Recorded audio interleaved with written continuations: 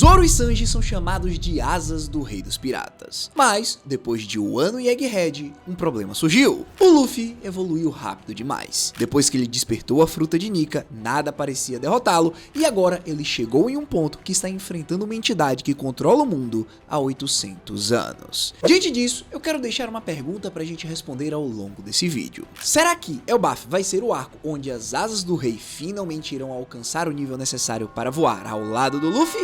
Agora calma, porque antes de a gente continuar eu preciso falar uma coisa importante com você. Cara, se você é um fã de anime de verdade, eu tenho certeza que você já tentou assistir algum anime que você queria muito, mas quando você foi ver, ele tinha saído do catálogo da sua região. Só que para resolver isso, eu uso um navegador chamado Opera GX, porque a VPN embutida nele é de graça e troca sua localização entre Ásia, América e Europa assim, ó, em 2 cliques. E para cortar aqueles anúncios que aparecem no meio da cena, é só ativar o Adblock nativo nas configurações sem precisar instalar nada. Cara, isso por si só já fazia utilizar o Opera GX como meu navegador principal. Porém, o que mais me pegou foi o GX Mods. Cara, dá pra trocar o papel de parede por um animado ou um live wallpaper que reage ao que você faz no navegador, ou até mesmo uma versão mais clara se você não curte o modo escuro. Tem música de fundo, som de teclado, som de abrir e fechar a aba, tela de abertura personalizada. Dá até pra colocar um shader para melhorar a sua experiência e fazer o navegador ficar ultra personalizado. Fora que a utilização dele é super simples, porque como vocês podem ver, aqui no menu lateral você ativa e desativa cada mod separadamente e mistura quantos quiser para deixar do seu jeito como se fosse o seu personagem favorito. Além disso tudo que eu te falei, se você é uma pessoa que vê muito anime, clicando nesse botão aqui, o vídeo vira uma janela flutuante que te segue em qualquer aba,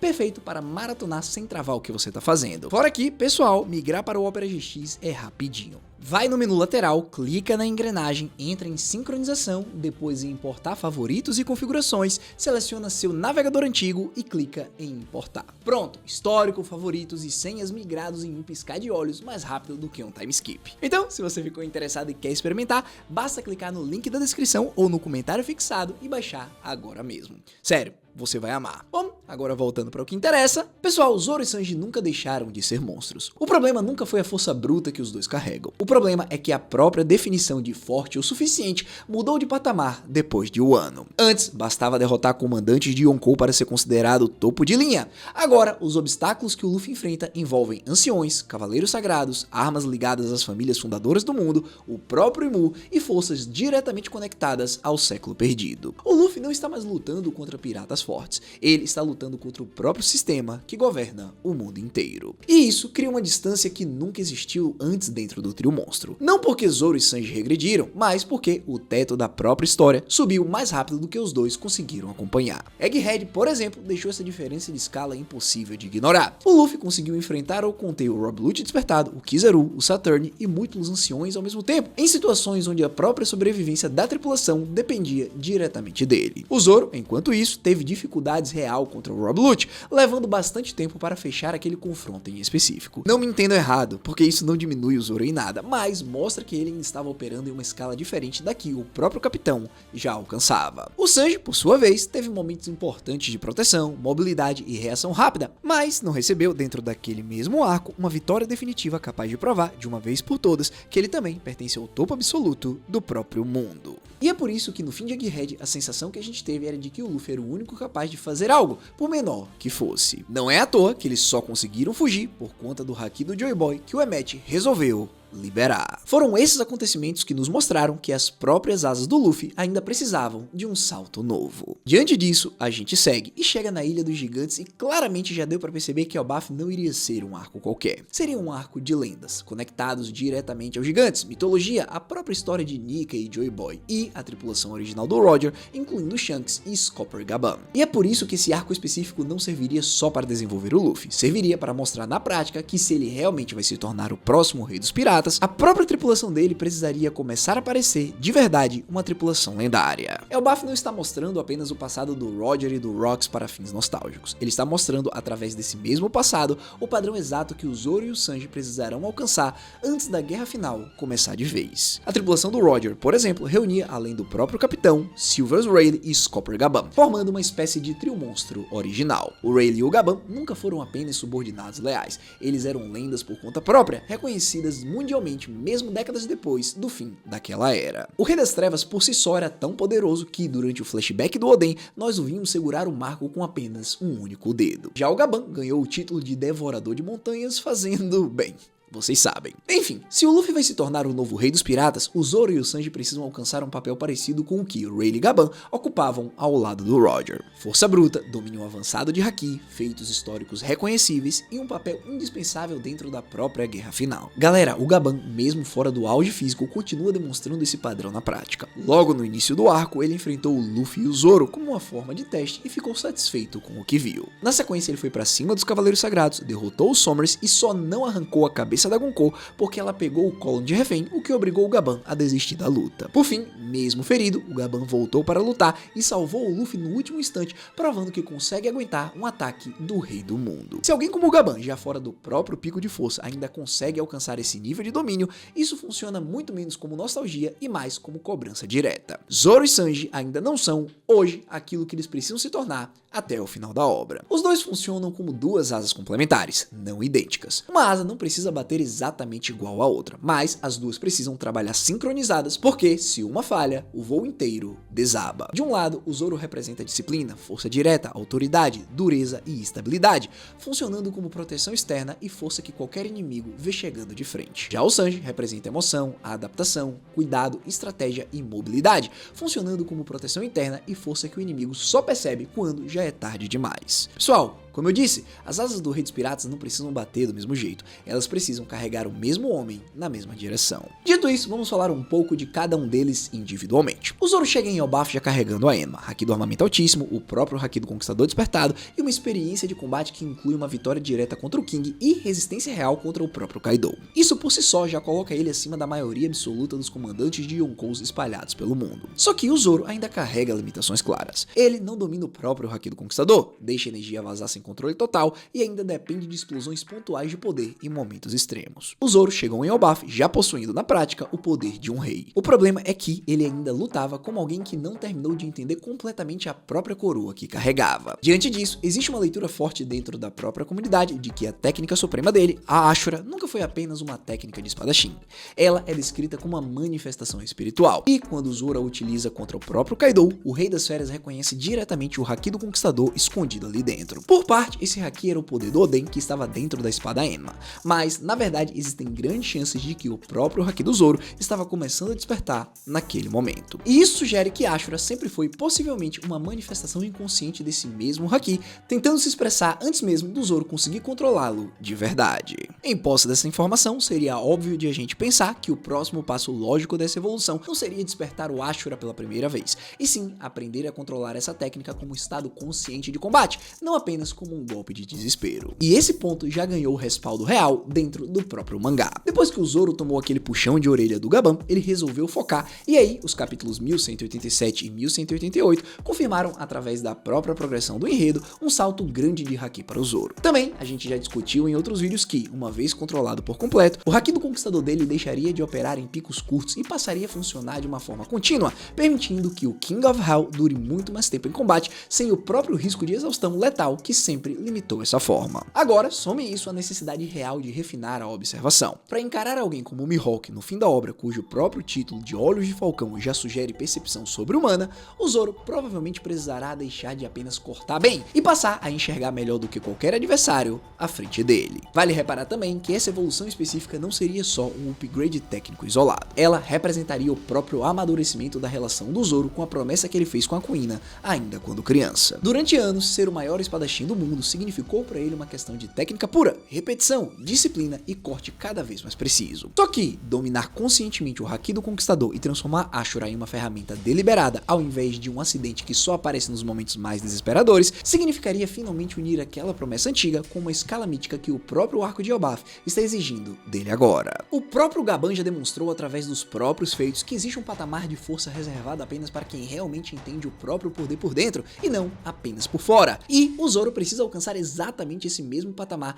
antes da guerra final começar de vez. Diante desse cenário, a gente precisa dizer que esse teste específico já começou, porque nos capítulos mais recentes, o Zoro enfrenta diretamente o Sommers, que agora está empunhando Gram, uma espada ligada diretamente à própria fundação do governo mundial, herdada havia 800 anos. O Zoro ataca utilizando o mesmo ataque que já havia sido suficiente para derrubar o próprio King em um ano, e ainda assim é repelido com facilidade, em uma demonstração clara de que esse inimigo específico representa um degrau de poder ainda não superado. E isso funciona exatamente como o tipo de obstáculo que essa evolução final precisa. O Sommers não carrega apenas uma espada boa e um buff qualquer, carrega um símbolo de 800 anos de autoridade histórica e um poder dado pelo próprio governante supremo. Se o Zoro conseguir vencer esse confronto, ele não estaria apenas derrotando mais um espadachim individual, ele estaria cortando, de forma simbólica, um pedaço da própria legitimidade histórica que sustenta o governo mundial inteiro. Dito isso, agora nós vamos seguir e falar sobre a outra asa. O Sanji chega em Elbaf com o próprio exoesqueleto já despertado, resistência absurda, regeneração aprimorada, velocidade monstruosa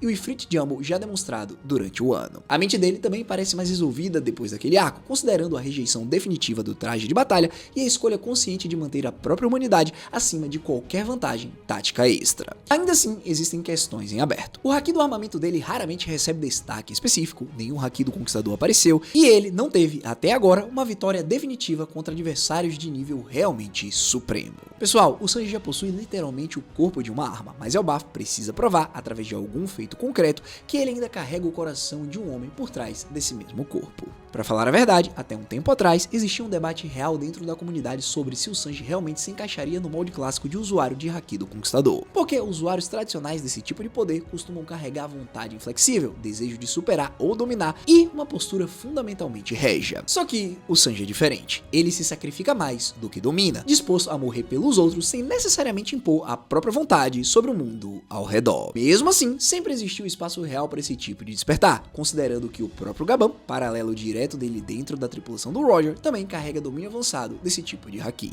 E aí agora, depois de muitos anos durante a luta contra o Kira, finalmente ficou confirmado que o Sanji tem a capacidade de despertar esse poder, porém ele precisa se ver como um rei. No fim, talvez o Sanji simplesmente não precise copiar o molde do Luffy e do Zoro. Talvez a própria realeza dele seja de outro tipo. Não a realeza de quem domina, mas a realeza de quem escolhe proteger. E isso conecta diretamente com o próprio conflito pessoal que o Sanji carrega desde a infância. O Judge sempre fez parecer que os filhos eram apenas experimentos e o Sanji passou a vida inteira rejeitando virar a arma que o próprio pai tentou construir. Só que existe uma diferença crucial entre ser forçado a virar a lança de alguém e escolher, por vontade própria, se tornar uma lança para o capitão que ele decidiu seguir. E isso se conecta com o que a gente mencionou durante a análise do capítulo 1189. O Zoro é claramente a espada do Luffy. E o Sanji, seguindo essa mesma lógica, pode se tornar uma lança, que significa avanço, impulso, velocidade e um ataque que atravessa a distância e perfura qualquer linha inimiga. Avançando, ainda existe uma possibilidade de desenvolvimento em paralelo, porque, mesmo que o Sanji nunca desperte um haki do Conquistador tão poderoso comparável ao do Luffy ou ao do Zoro,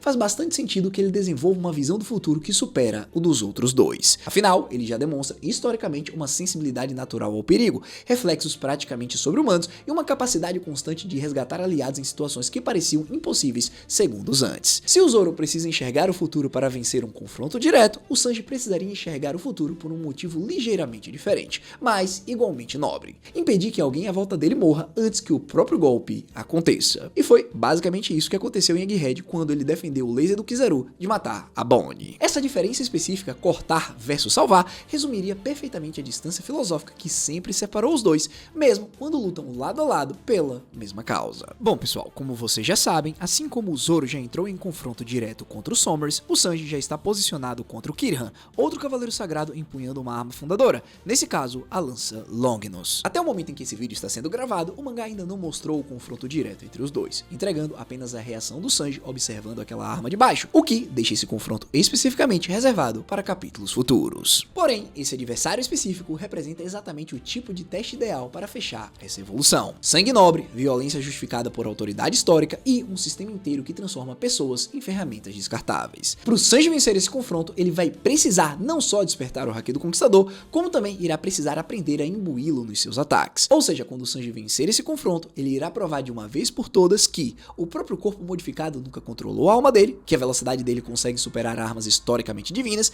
e que finalmente ele se vê como um rei, alguém que tem autoridade para levar o seu capitão para o topo desse mundo. Seguindo, vale lembrar de um momento antigo que já definiu a relação entre o Zoro e o Sanji de um jeito bastante específico lá em Thriller Bark. Naquele momento, o Zoro aceitou tomar toda a dor do Luffy sozinho, sem perder reconhecimento, resumindo aquilo tudo em uma simples afirmação de que nada tinha acontecido. Dito isso, o Sanji, quando acordou, foi o primeiro a se perguntar onde o espadachim tinha ido, e ele aqui encontra o Zoro logo depois, entendendo exatamente o que aconteceu ali, sem forçar explicação nenhuma, escolhendo proteger aquele silêncio ao invés de expor ele. Pessoal, o nada aconteceu costuma ser lembrado só como sacrifício do Zoro, mas também funciona porque o Sanji decidiu carregar aquele mesmo peso em silêncio sem nunca contar para ninguém. Esse tipo de cumplicidade silenciosa é o mesmo tipo de confiança que provavelmente vai sustentar os dois durante o próprio clímax de Elbaf, cada um enfrentando o próprio teste individual, mas sabendo o tempo inteiro que o outro está exatamente na mesma posição em algum lugar daquela ilha. Afinal, como nós vimos, o Zoro está 100% certo de que o Sanji vai vencer a luta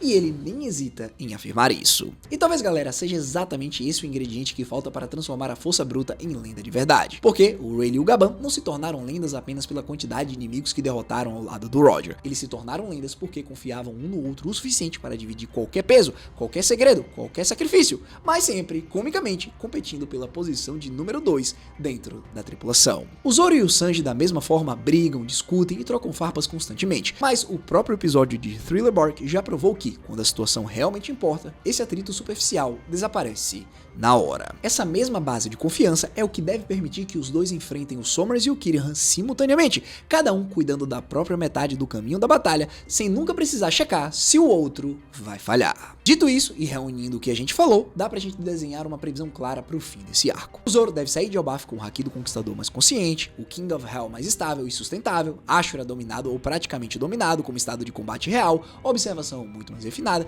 e um feito lendário registrado contra um cavaleiro sagrado, aproximando ele de uma vez por todas de uma reputação que hoje só pertence ao Rayleigh. No fim, o Zoro não precisa terminar mais forte do que o próprio Luffy, até porque isso é impossível, mas ele precisa terminar forte o suficiente para que o mundo inteiro entenda que o futuro Rei dos Piratas precisa de uma espada daquele calibre ao lado dele. Já o Sanji deve sair de Elbaf também com o Haki do Conquistador dominado, observação muito mais avançada, chamas negras despertadas, o próprio corpo Vinsmoke finalmente aceito sem medo residual nenhum e o feito de também ter derrotado um cavaleiro sagrado. Porém, mesmo com toda essa evolução, o papel final dele não é chutar mais forte, é garantir que, enquanto o Luffy muda o mundo inteiro à força, a própria tripulação continue humana em volta dele. A real é que no começo de Elbaf, Zoro e Sanji já eram fortes demais para serem considerados comuns, mas ainda distantes demais para acompanhar alguém que já luta contra divindades. Eu diria que o Luffy é a liberdade, mas até a liberdade precisa de asas capazes de atravessar o mundo inteiro ao lado dele. Diante disso, no fim desse arco, os dois não podem simplesmente continuar fortes, eles precisam se tornar inevitáveis,